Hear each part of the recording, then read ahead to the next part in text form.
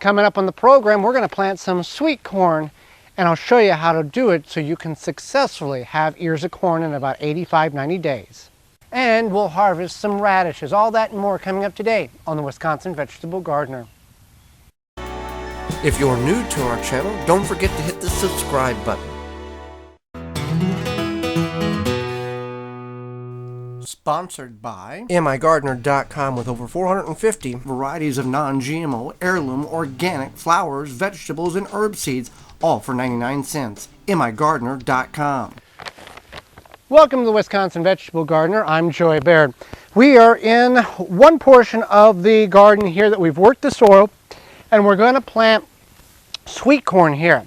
Now, there's a couple of techniques when it comes to growing sweet corn. Number one, you have to grow it in a block. That's why we have this area worked here. We just cannot do a single row and expect it to pollinate. The pollen on the tassels fall down and pollinate the hairs that are on the ear, which represents the kernels in the cob, or on the cob. So you have to have a block in which that can pollinate successfully. Two, corn is a very heavy feeder of nitrogen. The NPK, the first number on your fertilizer bag. So we want to build the soil up. You can add organic matter, you can add compost, you can add coffee grounds. We're adding all of those, as well as Dr. Earth fertilizer, in order to successfully have enough nutrients in the soil for our corn to grow successfully. So the way in which you can grow this, you can grow 2 or 3 kernels or 2 or 3 stalks in one area, such as the Three Sisters garden method. But what we have found to work best is to, one, we'll fertilize the bed, and we'll follow the recommended rates on the back of the package, and then we will work that in the soil, and then I'll talk about how we're going to space our corn. All right, so I fertilized with the Dr. Earth. Now I'm just going to work it in just slightly in the soil. Now I've come through here and I've weeded this bed with this garden fork. Now the coffee grounds I've worked in as well, because if you don't work the coffee grounds in, you're going to lose that 2% by volume nitrogen aspect of the coffee grounds. These are coffee filters. We can leave them in the ground. They're not going to affect anything. They'll break down over time. So now, when it comes to sweet corn, this is some sweet corn in which we've saved.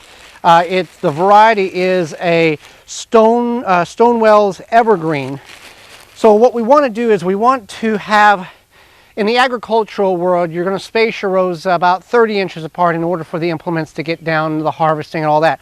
We can go a little tighter here because we've got good soil. We don't have to run a tractor through the garden. So what we're going to do is I'll start here where these stakes are, because that's going to separate another crop in which we're going to grow there. And I'm just going to go, you want to go about 2 inches deep, 1 3/4 to 2 inches deep. And I'm going to space the rows about 9 inches apart. That'll give adequate space for the plant development. And then when I plant the corn, I'm going to plant it about 6 inches apart. Agriculturally, in a big farm, you're going to go 7 to 9 inches, and you're going to go about 2 1/4 inch, somewhere in that range deep. So kind of taking a little bit of that reference and translating it over here. If you get it a little deeper, that's not a big deal. If you get a little shallower, that's also not a detriment to it. Now, this corn is several years old, so the germination rate may not be as high, and it won't be as high as if you purchased it brand new. So what I'm going to do is I'm going to take this corn and I'm going to do 2, sometimes based on the kind of kernel that we have, possibly 3 kernels per spot. That way I can ensure something to germinate, and I can always come in and clip off the 2 or 1 other plant and leave 1 successful growing. When you do that, you don't want to rip the weaker one out, or one that you're removing, because it will disrupt the root system of the one that you're trying to keep. So I'm just going to start here, put 2 per spot. Now if you're going to, and this is an heirloom variety, if you're going to save the seeds, we're going to, if everything goes well, You'll leave a couple of kernels on the ear until it's completely dry, like you would late fall. Then you can harvest it and save those for seed next year. If we was to do 2 different varieties in this same spot, we wouldn't, and they were heirloom, you could save those seeds. If they were hybrids, you would not want to save those seeds. So that's as easy as it is to plant. We'll cover the seeds over. About 7 to 14 days, they'll germinate. The key here is also to have soil temperature that's 55 degrees Fahrenheit consistent or above. Below that, the seed's going to set and rot in the soil. And when I say 55 degrees, I'm talking at soil level, not just the surface of the soil. Okra is a crop that's predominantly known as a southern crop that is grown, but we are able to successfully grow it here in Zone 5A in southeast Wisconsin. Now, okra can be grown, there's green pods as well as burgundy pods, and there are about 135 varieties known to man worldwide. We have had great success growing it here. Now, in the south, because of the long summers and the heat, which okra loves, their plants can get tree-like. The advantage to northern growers such as us is the plant doesn't get nearly as high, but it's more manageable. You want to harvest the pods when they are newly formed and not let them go too long lengths, because that's when the toughness sets in and can be difficult unless to consume unless you're pickling it, as some has found success in that, or saving the pods. We're going to grow 2 varieties, Clemson spineless okra, which is one that we've grown for many years, and Perkin long pod, which is a new variety in which we're going to grow. Now, they'll take about 55 to 60 days to reach maturity. They are related to the hibiscus plant because they have a very beautiful flower prior to the pod developing. So, some people start these from seed in seed trays. We have never done that. We've found phenomenal success of just direct sowing it, as well as it's not recommended at all to be grown in a container, simply because the taproot can be up to 19 to 24 inches in length. So we want to grow it in the ground or in a very deep, unbottomed raised bed. So we've got a little space here between our brassicas and our sweet corn. And we want to space these. I overplant for a couple of reasons. One, because I can always go back later and go, these are too tight, I can cut one out, and to assure a successful germination.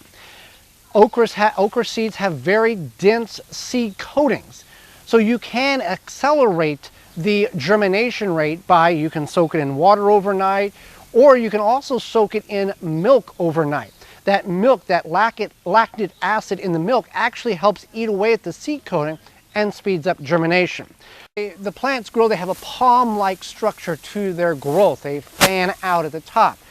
So they do have some space requirements.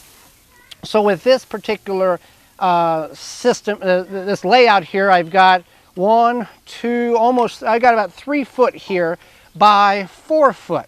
So I'm going to do 2 rows, 1 row of each variety here, and in these rows it's going to be very overplanted, and I'm going to go 5 plants, and I'm going to space them very tightly together, and then I'll kind of wean out as we need them. So I want to go about 1 inch deep. Yeah, I got corn here, so yeah, this would be good. And then I'll go here. This is somewhat rocky soil. We have worked this soil, and I've removed all the roots. Let's do that. And I have fertilized with Dr. Earth fertilizer. Okay, so let's get this plant.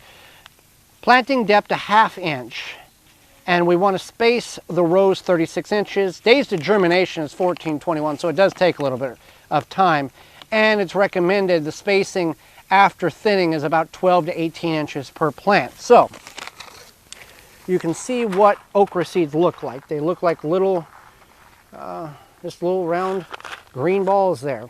So I'm going to start, and I'm going to actually go about 9 inches, and then I can always thin out. overseed, and it does, you know, you can't save everything, but I want to overseed to guarantee a germination. Now this was the Clemson spineless, which is the traditional variety. And the plant the Perkins is the same way. So all we'll do is we'll cover this up, water if required, keep weeded, and in about 2.5 months, 3 months, we're going to have very successful okra growing in our garden in Zone 5A.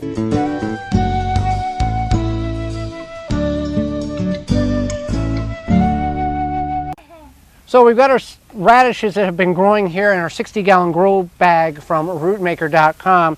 We planted them extremely heavy, so some of these have done very, very good.